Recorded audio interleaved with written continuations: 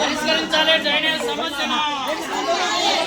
Drainage సమస్యను పరిష్కరించాలి. Drainage సమస్యను పరిష్కరించాలి. డ్రైనేజ్ సమస్యను పరిష్కరించాలి. దస్తగిరిపేటలో డ్రైనేజ్ సమస్యను కూర్చోండి. దస్తగిరిపేటలో డ్రైనేజ్ సమస్యను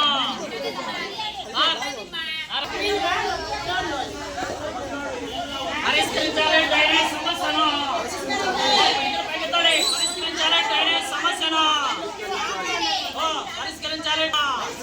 పరిష్కరించాలి. డ్రైనేజ్ సమస్యను పరిష్కరించాలి. డ్రైనేజ్ సమస్యను దస్తగిరిపేటలో డ్రైనేజ్ సమస్యను ఆలంకాపల్లి శ్మశాన సమస్యను పరిష్కరించాలి. ఆలంకాపల్లి శ్మశాన సమస్యను డ్రైనేజ్ సమస్యను పరిష్కరించాలి. డ్రైనేజ్ సమస్యను సచివాలయం అధికారులు సచివాలయం అధికారులు సచివాలయం అధికారులు సచివాలయం అధికారులు జనం సమస్య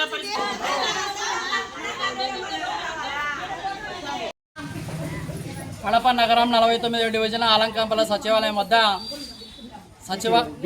దస్తగిరిపేట సచివాలయం వద్ద నిరసన కార్యక్రమం చేపట్టడం జరిగింది.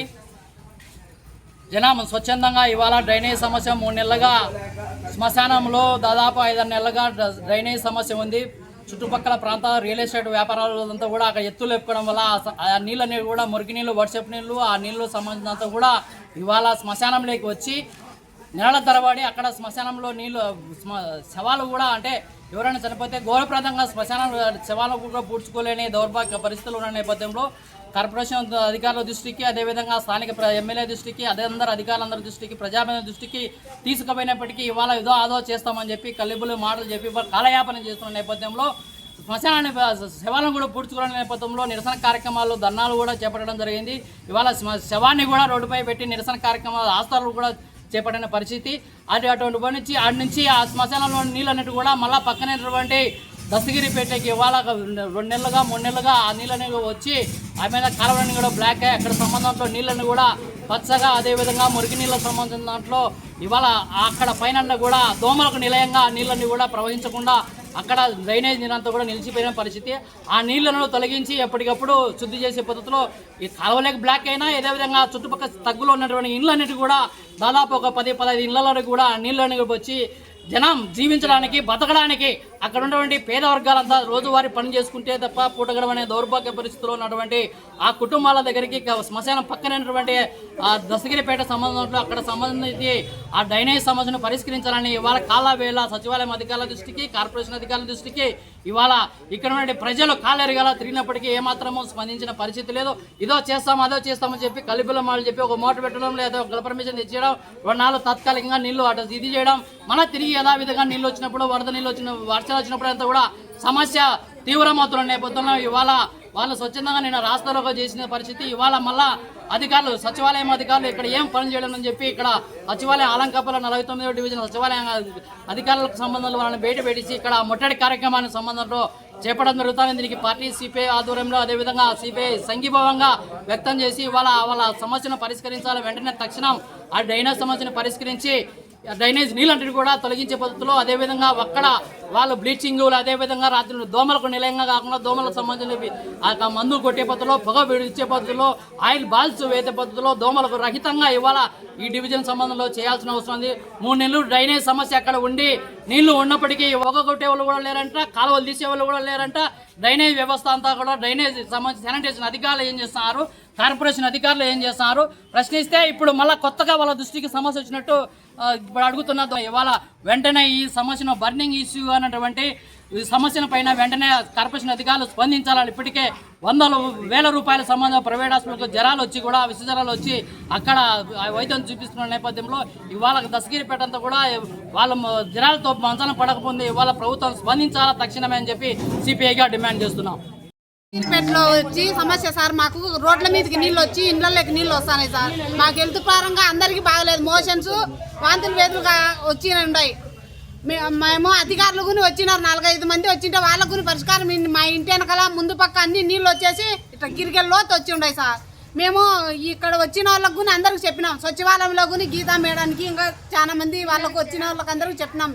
గీతా మేడం మట్టుకు 2 సార్లు ట్యాంకర్లతో నీళ్ళు మోపించి మళ్ళీ యథాప్రకారం మళ్ళీ నీళ్ళు వచ్చేసినాయి. మళ్ళా దానికి మేము ఎన్నోసార్లు ఆడ ధర్నాలు కూడా చేసినాం రోడ్ల మీద. శ్మశానం అంతా నిండిపోయి శ్మశానంలో నీళ్ళన్నీ మా ఇళ్ళలో లేకొచ్చాండాయి. అసలు మాకు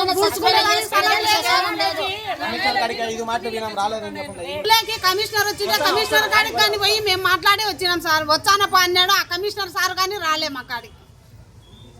మాకు ఏది ఇంతమంది అధికారులకు చెప్పి చెందినా కూడా మాకు ఏ న్యాయం జరగలేదు సార్. మేము మట్టుకు అందుకోసం ఈరోజు ధర్నా చేయను కూర్చున్నాం.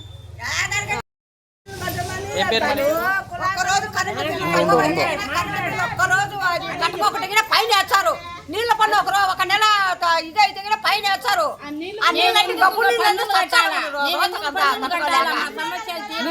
కరెంటుకున్నాక మా బాధలు ఎవరు చెప్పాలా? మేము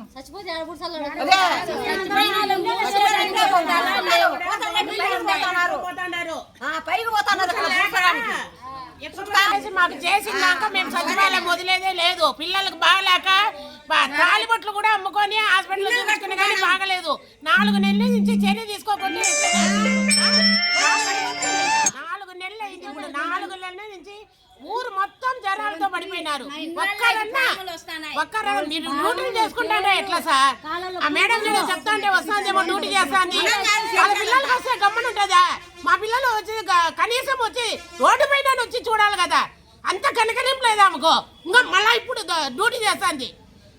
డ్యూటీ ముఖ్యమా మాకు ప్రజలు ముఖ్యమా? సచివాలయం పెట్టింది ఎందుకో? మా ప్రజల కోసం కాదా?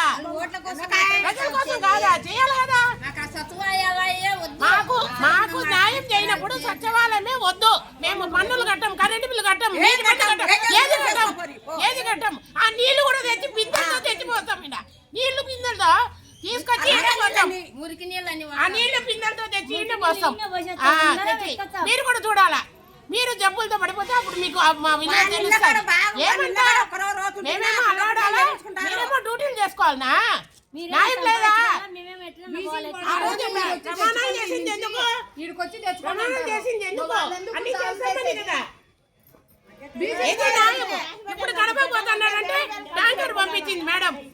ట్యాంకర్ తో తోలితే మళ్ళా వచ్చా. ఎన్ని ట్యాంకర్లు తోలితే ఆ సమస్య తీరుతాది.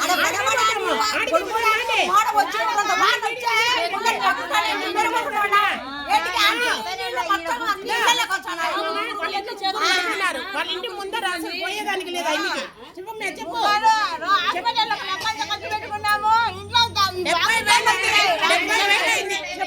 70,000 అనుకునేదానికి లేదు. నిద్ర లేదు, ఈగ లేదు, కనీసం